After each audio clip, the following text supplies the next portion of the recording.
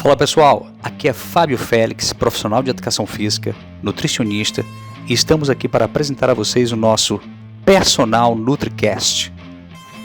Olá pessoal, tudo bem? Iniciando agora mais um Personal NutriCast, nosso terceiro episódio, tá? Hoje a gente vai falar sobre um tema que eu acho bem relevante, diante da situação que nós estamos, da economia, que é como ter uma dieta saudável e barata. Então a gente separou muita coisa para falar para vocês aqui hoje, ó. E a gente vai mandar um feedback bem legal sobre esse contexto, né?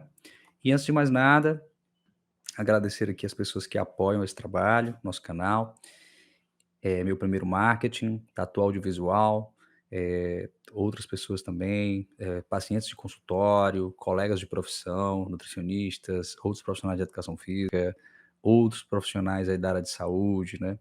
Que vem acompanhando e vem dando esse feedback positivo em relação a essa proposta que é o Personal NutriCast, né, de trazer informação para vocês sobre treino, dieta, suplementação e tudo relacionado ao âmbito fitness. E sobre o nosso tema de hoje, vamos lá para a gente dar início oficialmente, né? Então, primeira coisa quando a gente pensa em uma dieta saudável é preço, né? Muitas vezes, algumas pessoas têm até um pouco de receio em procurar um profissional, no caso nutricionista, né, porque pensam logo: "Pô, dieta vai ser cara, caramba, será que eu tenho grana?". A atual situação econômica, né, combustível altíssimo, tudo subindo de preço, né, então o cara fica até com medo, né, Vicente, acha que não vai ter as condições de arcar com uma dieta, né, para Com poder certeza, seguir. acaba ficando achando que tudo está muito caro. Então, tá caro, tá caro. A gente sabe que está, mas a gente pode encontrar algumas formas de fazer com que a sua dieta seja saudável e o principal, barata.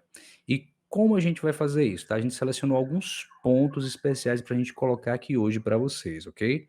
Então vamos lá para o primeiro ponto.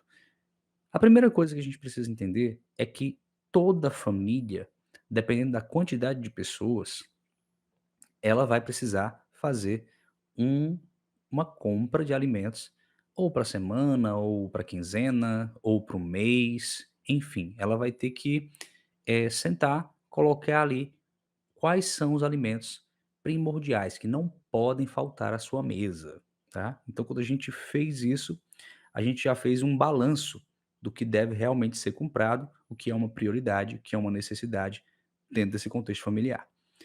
E, entendendo isso, a gente vai ver que existem alimentos que são perecíveis, ou seja, são alimentos que estragam com maior facilidade, são alimentos que você vai ter que ficar comprando aí de forma sistemática durante a semana, às vezes até 2 ou 3 vezes, e vai ter alimentos que não são perecíveis, ou seja, aqueles alimentos que não estragam rapidamente, que você pode comprar em maiores quantidades e você pode e até deve estocar esses alimentos, né. Então quando a gente considera tudo isso, a gente percebe que comprar alimentos não perecíveis é interessante que você compre em maior quantidade. E aí, hoje, a gente tem redes de supermercados que vendem esses produtos em maiores quantidades a um preço menor. Então, se você for comparar aquele produto que você compra na unidade, se você comprar esse produto em uma quantidade maior, você vai conseguir comprar a um valor inferior ao que seria aquele produto unitário. Então, primeira coisa que a gente precisa entender, quais os alimentos que a gente vai precisar comprar em grandes quantidades, no caso os não perecíveis, e esses alimentos serem comprados nessas grandes redes. Então a gente tem várias hoje, né, no mercado de modo geral, e a gente comprando na quantidade, a gente já economiza para a gente comprar outros alimentos. E o que a gente quer é isso, né, Vicente? Isso mesmo. Economia, né. Então quando eu penso nisso, temos lá a Fábio, condição. tem uma dica aí importante para todo mundo. Aqui em Fortaleza, a gente tem o hábito de utilizar muito Instagram, como também em outras capitais. E no Instagram tem alguns perfis que são bem interessantes. Aqui em Fortaleza tem o supermercado Promoções, tá certo? Ele aí é um perfil onde ele bota todos os encartes de todos os supermercados, grandes varejistas aí alimentícios aqui do nossa cidade, todos postados lá. Então, você talvez tenha aí outros perfis na sua cidade com essa pegada, que pode ser uma boa, hein? Assim você vê aí quais são os locais com os melhores preços e logo em seguida já faz suas compras, reduzindo aí seus custos. Olha que legal, galera. Então a gente tem aí hoje as redes sociais. No celular, você pode estar entrando em alguns tipos de canais específicos, né? E você pode estar aí acessando esses canais e observando o que é que você tem à sua disposição. E o principal, fazer uma pesquisa sem precisar sair de casa. Eu lembro quando eu era criança, antigamente, algumas pessoas talvez não tenham vivido isso, mas eu vivi momentos de inflação muito grandes no Brasil. Coisa de louco mesmo, tipo, de manhã a gente acordava as coisas com um preço, à noite dormia com outro. Então eu lembro que meus pais, às vezes, meu pai recebia o salário, né, e renda baixa para uma prole grande, né, 5 irmãos. Então, tipo, meu pai corria no supermercado logo pela manhã, porque à noite já poderia ser um outro preço aquele alimento. Então imagina como era a inflação nessa época, né. E eles tinham que ser muito sábios, né, no sentido de comprar o que realmente era necessário, comprar em grandes quantidades para estocar, para poder fazer essa reserva, porque amanhã poderia ser o dobro do valor. Então, quem passou por isso, né, na época do cruzado, do cruzeiro, né, talvez gente aí não é tão, digamos, antiga e os veteranos como eu, né, mas assim, se a gente considerar o que vem acontecendo hoje, conflitos internacionais, a alta dos combustíveis, né, toda essa questão aí econômica do petróleo, afetou o mundo, a nível de economia, a gente saindo de uma pandemia, e o alimento é algo que o ser humano precisa constantemente, você não pode viver sem comer. Comida é basicamente como a espinha dorsal do seu organismo, né, você precisa para poder literalmente fazer tudo. Então, tipo, dar uma prioridade à alimentação é fundamental e você ter como ter uma alimentação barata e saudável se torna algo muito importante nesse contexto, né. Óbvio que quando a gente pensa em alimentos ultraprocessados, e é o que acontece com algumas pessoas, né, hoje que tem um poder aquisitivo maior, a gente vê muitas famílias no Brasil hoje tendo crianças com sobrepeso, obesas, né, jovens adultos obesos, porque tiveram uma base alimentar na infância, talvez aí um pouco equivocada, porque aumentou um pouco o poder aquisitivo do brasileiro e ele já passou a consumir muitos alimentos ultraprocessados, processados. Óbvio que a gente não pode julgar que esses alimentos são de todo mal.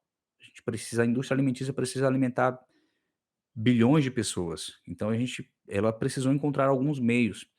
E a gente sabe que são alimentos que devem ser consumidos em menor quantidade, exatamente pelo contexto a nível químico, né, para manter aquele alimento. Alguns alimentos aí que você vê que tem uma vida de prateleira útil muito maior do que o normal, então obviamente que você vai ter alguns, digamos assim, compostos químicos que favorecem nesse sentido, mas que às vezes em grandes quantidades podem não ser tão saudáveis para o nosso organismo. Então a gente precisa balancear isso.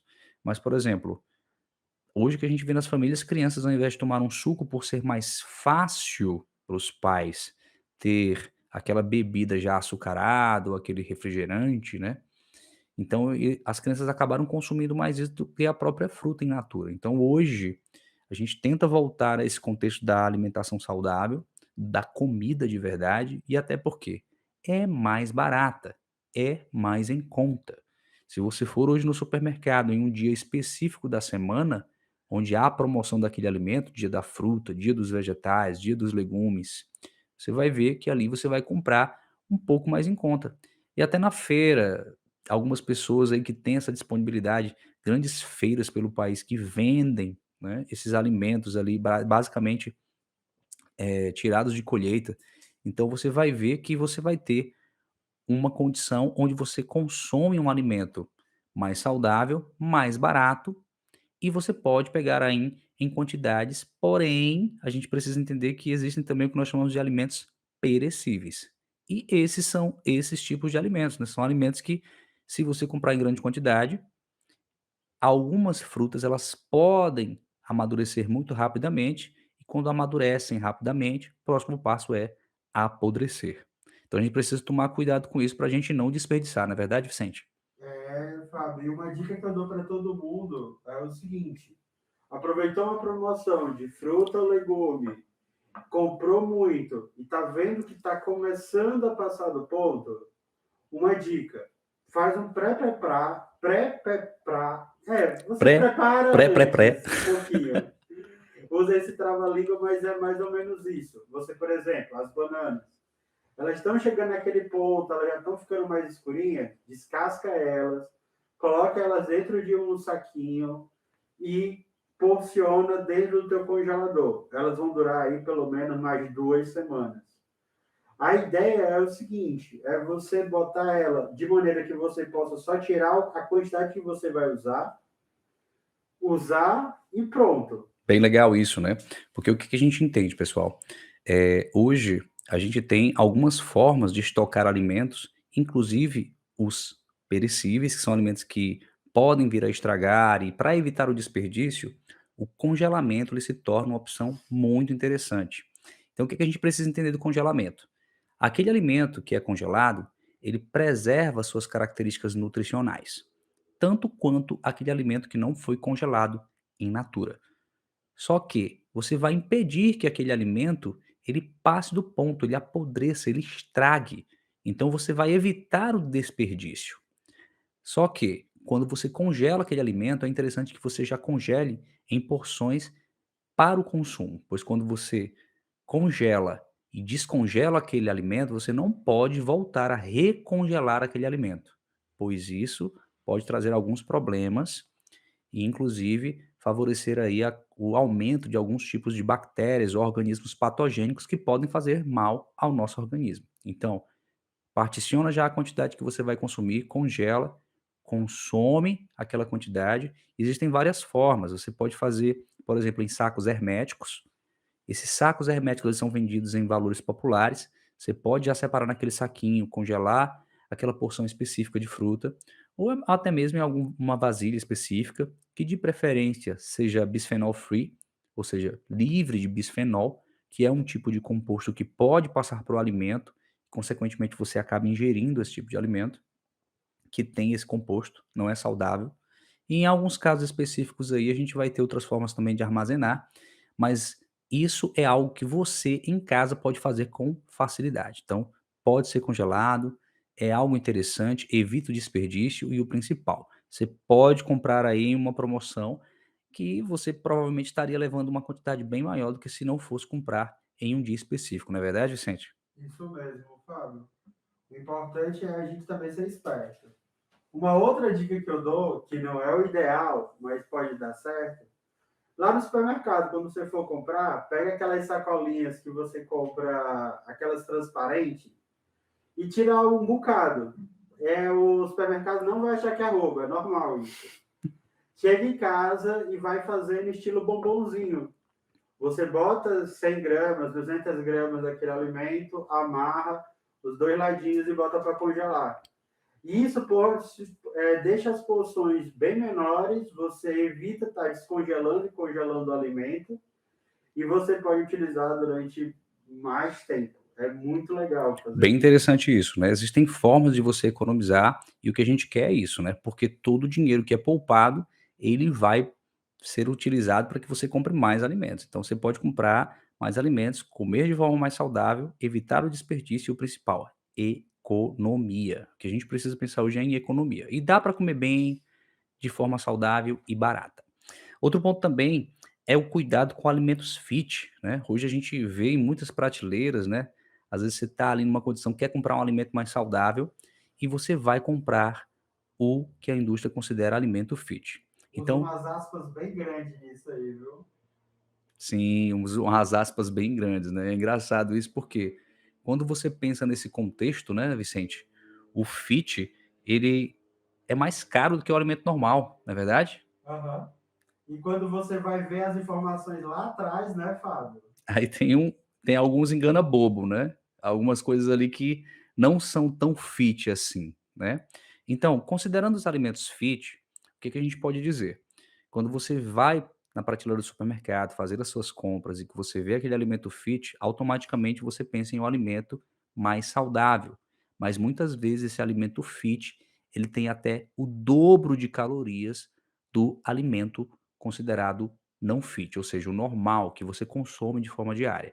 Então, muitas vezes você precisa tomar cuidado, pois na composição daqueles alimentos se retira alguns tipos de nutrientes, como por exemplo o açúcar refinado, mas em compensação aumenta-se a gordura. Então, quando a gente vai ver ali no contexto nutricional, a gordura ela tem uma quantidade de calorias muito maior do que o carboidrato. Então, você vai acabar aí tendo um alimento que é mais caro e que tem até o dobro de calorias do alimento considerado não fit, normal. Então, o que a gente precisa entender é que, na hora de comprar o seu alimento, prefira alimentos in natura, mais saudáveis, mais baratos e sem esse apelo fit, a indústria não vai elevar tanto o preço. E a gente precisa pensar nesse contexto do preço, porque a gente quer comprar algo para manter uma dieta saudável e barata, não é verdade? Isso mesmo, Fábio. Quantas vezes alguém já não foi pego aí nessa condição, né, de comprar um alimento fit quando você vai ver o dobro de calorias, né? Você é doido. Eu tava vendo esses dias por besteira, daquela vontade, né? Eu tô fazendo educação alimentar e de repente você quer comer alguma coisa, um biscoito, por exemplo. Fui quase comprei aquele Nesfit. O Nesfit convencional, ele tem quase a mesma quantidade de calorias que, por exemplo, um recheado da Rister, chocolate tudo, bem gostoso. Quase a mesma coisa, tá entendendo? Literalmente você está trocando 6 por meia dúzia, Isso mesmo. e mais caro, E né? mais caro. Então vamos lá. E ainda entendendo esse contexto, a gente falou aqui basicamente, né, desses alimentos serem comprados em maiores quantidades, os que não são perecíveis. Alimentos perecíveis podem também ser comprados em maiores quantidades, mas é importante que você faça o congelamento, né, como a gente comentou. E a gente vai pensar também no contexto das fontes de proteínas, que é geralmente a parte mais cara da dieta. Então, as fontes de proteína, o que é que nós teríamos? Nós teríamos as carnes, que basicamente temos as carnes de aves, carnes suínas, que é do porco, a carne de boi, que é a carne caracteristicamente chamada de carne vermelha, né? Porque Uhum. você nota o corte ali, todo aquele corte, aquela cor vermelha, quando você vai comprar uma carne de gado. E você vai ter aí ovos, você vai ter aí também outros tipos de alimentos, principalmente pelo fato da nossa agropecuária no Brasil ser muito forte, é muito comum o consumo de leite e derivados lácteos, né? Então nós teríamos aí o próprio leite, e é interessante a gente falar sobre esses alimentos, né? Porque a gente vê que todos têm um contexto sociocultural. Então, se a gente pensar aqui nas carnes, né? É muito comum o brasileiro consumir carne de aves. Exatamente por quê? Dentre as carnes que nós consumimos no Brasil, a carne de ave ainda se encontra num valor mais acessível, se comparado, por exemplo, à carne de boi. E hoje nós também temos a introdução de carne suína. Embora nós tenhamos uma cultura aí que não consome tanto a carne suína, ela é uma fonte de proteína de grande valor biológico, de alto valor biológico e pode muito bem ser consumida aí na mesa do brasileiro. E o peixe, né? Inclusive até falando sobre o peixe, eu que moro numa região litorânea, posso dizer para vocês, como pouco peixe. Suplemento o ômega 3 exatamente porque eu como pouco peixe, mas porque aqui, infelizmente, a gente não tem uma cultura do consumo de peixes. E o peixe é uma excelente fonte de proteína, inclusive é um tecido conjuntivo mais fácil do seu organismo digerir, se comparado, por exemplo, à carne vermelha, que é um tecido conjuntivo mais, a grosso modo falando, mais duro, mais difícil de ser digerido. Fala, Fábio, se a gente Vicente. fosse fazer aí um ranking, o que é mais fácil de ser absorvido pelo nosso corpo e qual é a mais difícil? Fala aí, faz o ranking aí das quatro. Pô, dentre as carnes aí, eu colocaria a carne de peixe como a de melhor absorção, tá? É o tecido conjuntivo mais fácil de ser absorvido pelo nosso organismo. Tanto que em muitas dietas, quando a gente encontra algumas pessoas aí que têm dificuldade de digestão, a gente até evita o consumo excessivo de carnes, por exemplo, de gado, que é um tecido conjuntivo mais duro, a grosso modo. Já as carnes de aves e a própria carne suína, elas têm uma digestibilidade um pouco melhor. Mas se a gente fosse colocar aí nessa condição que você falou, o ranking, eu diria que o peixe é em primeiro, aves em segundo, entraria a carne suína em terceiro e, por último, a carne de gado, né, a carne de boi, que é um tecido conjuntivo mais duro, e dificulta a digestão pelo nosso organismo. A gente pode substituir as carnes pelos derivados? Pronto, uma boa pergunta seria essa condição, né, de você correlacionar algumas outras fontes de proteínas, né. Na verdade, todas as fontes de proteínas elas podem ser aí, consumidas de forma variada.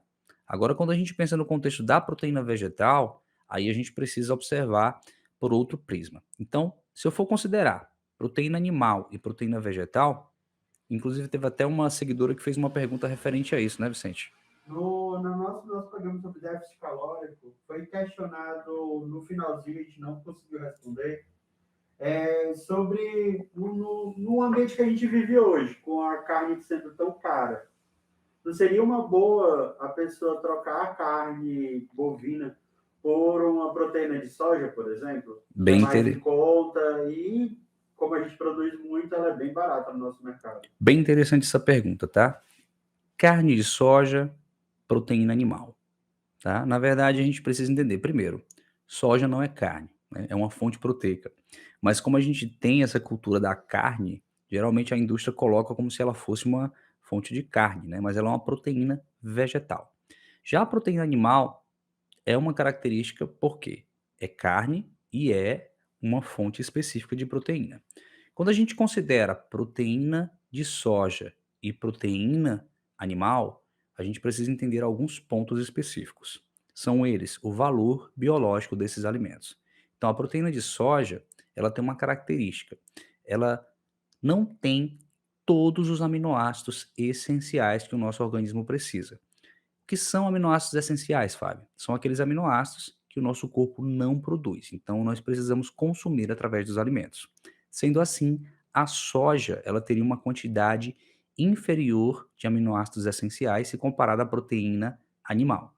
Já a proteína animal, ela tem todos os aminoácidos essenciais que o nosso organismo precisa, então seu valor biológico é mais elevado.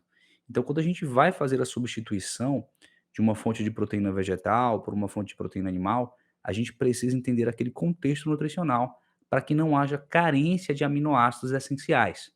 Pois quando eu tenho a carência desses aminoácidos essenciais, eu posso ter problemas relacionados à saúde do meu organismo. Hoje nós temos muitas formas de consumir proteína vegetal e associar com alguns outros tipos de fontes alimentares ou até mesmo suplementar para que não haja uma deficiência desses nutrientes. Porém, é necessário que esse processo seja assistido por um nutricionista, pois muitas pessoas às vezes vão fazer aí de forma sem acompanhamento.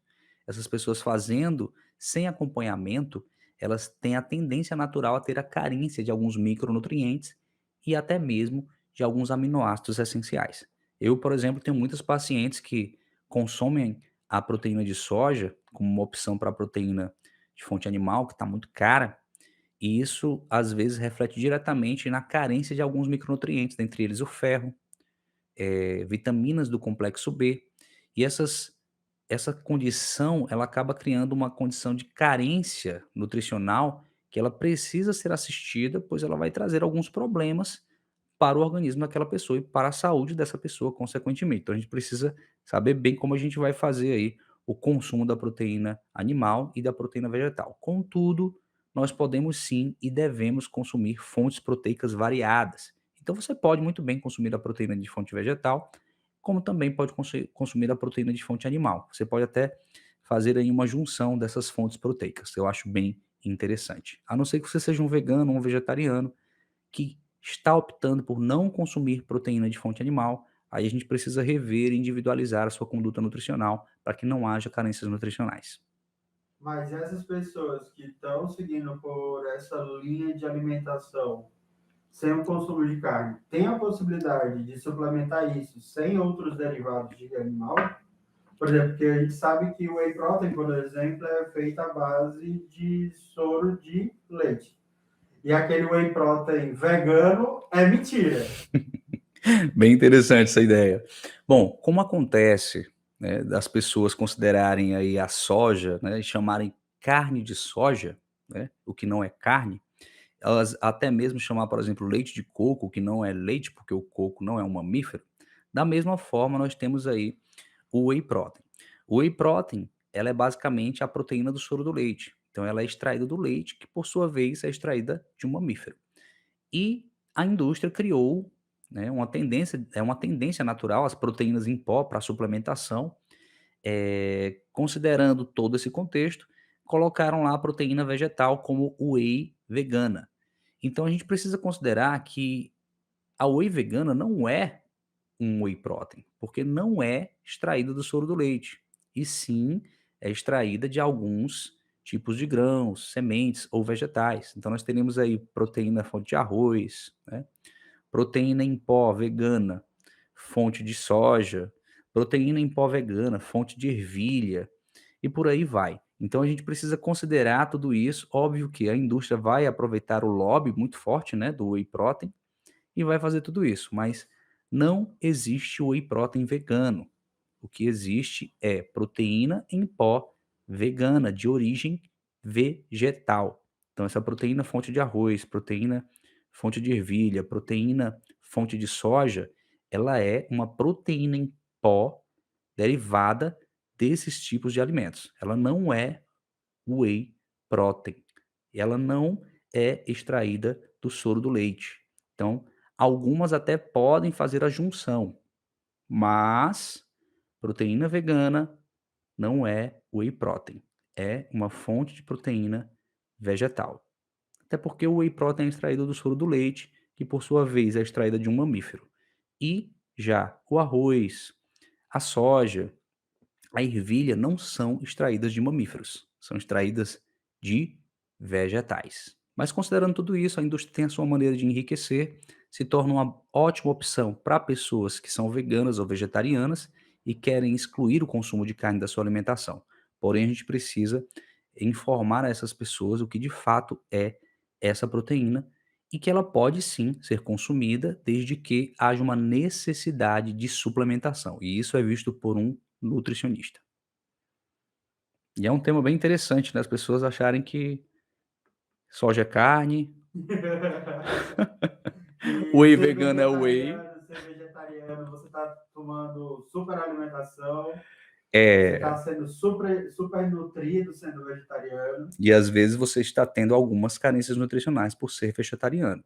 Não que seja uma opção ruim, e eu tenho pacientes veganos e vegetarianos, mas a gente precisa considerar que você, por ser vegano e vegetariano, você pode ter carências nutricionais que com o tempo podem ficar acentuadas. E se você não for assistido, você pode aí ter alguns problemas relacionados à sua saúde. Então pensa nisso, procure sempre um nutricionista e que de preferência atenda às suas necessidades nutricionais, independente do seu perfil, se é vegano, se é vegetariano, se é onívoro, ou seja, come carne, come vegetais, enfim, estamos aqui para atender todas as pessoas. Esse é o papel do nutricionista, e não dizer o que você quer seguir, mas sim seguir de forma mais saudável esse caminho que você deseja.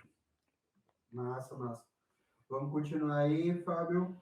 Um outro ponto importante, só para a gente também aí colocar, é as quebras aos finais de semana. Então, quando a gente pensa nesse contexto de você ter uma dieta saudável e barata, muitas vezes aquele indivíduo ele reclama, né, Vicente, que, pô, alimentação saudável tá cara e, poxa, fui aqui, gastei R$ 100 aqui numa feira, que tem fruta, pô, que tem vegetais, tem legumes, comprei um arroz aqui, não deu para nada.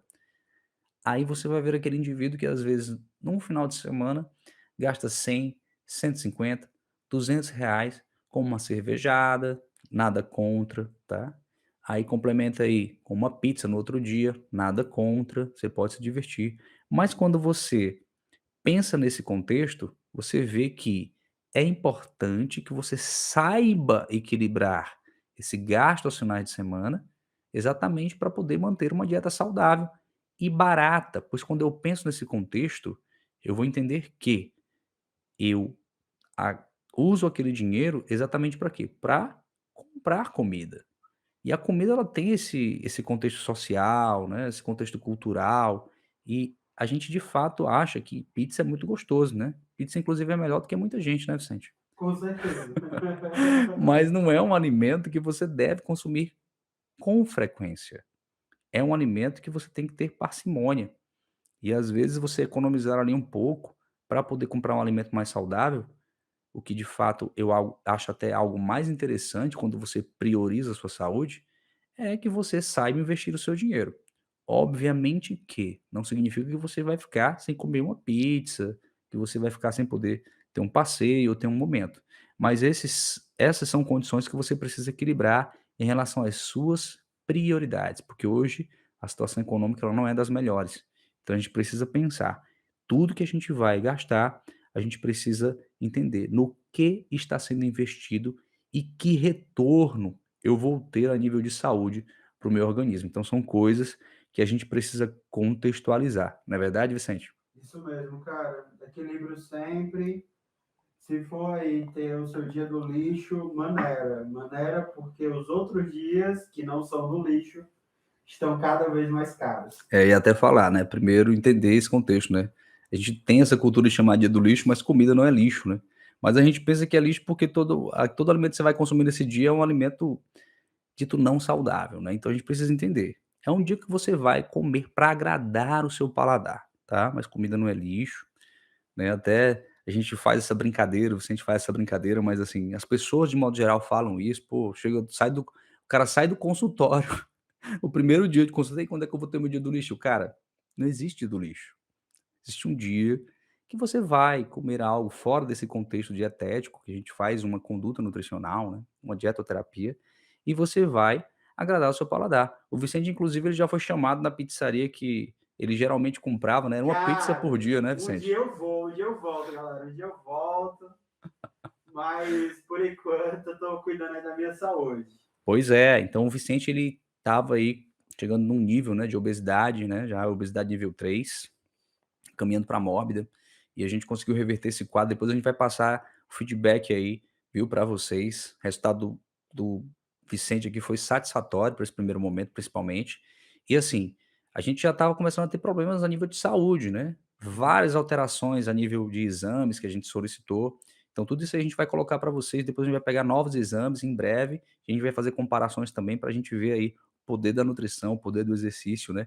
E o principal, as escolhas que ele vem fazendo e que você também, né, deve fazer, que são as melhores para você. E não significa que ele excluiu, inclusive esse final de semana ele teve um dia livre aí, se bem que não ficou Me tão legal, né, arrependi, me Vicente? arrependi, estou arrependido.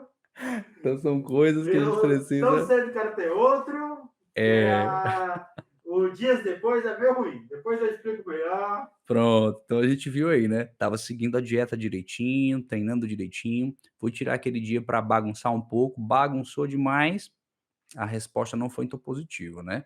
Então o organismo já sente, porque o organismo começa a ficar, eh mais exigente, digamos assim, né. Se você está dando os nutrientes ali de forma adequada, aqueles alimentos mais saudáveis, menos gorduras saturadas, menos açúcares refinados, menos, alimentos, ultraprocessados. Então, quando você consome novamente aqueles alimentos em grandes quantidades, então o seu organismo acaba respondendo de forma não tão positiva, né, e o Vicente acabou tendo isso. Mas a gente também pode sim, né, vez ou outra, dependendo do contexto, ter aí, porque alimento não é vilão, tá, e extremismo alimentar não leva a lugar nenhum.